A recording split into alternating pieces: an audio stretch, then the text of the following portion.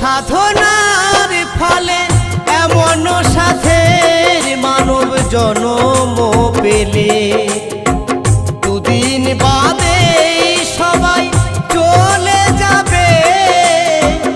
এই হরি নাম তুমি গাইবে কবে? এই হরি নাম তুমি গাইবে কবে? কত সাধনার ফলে এমন সাধের মানব জন্ম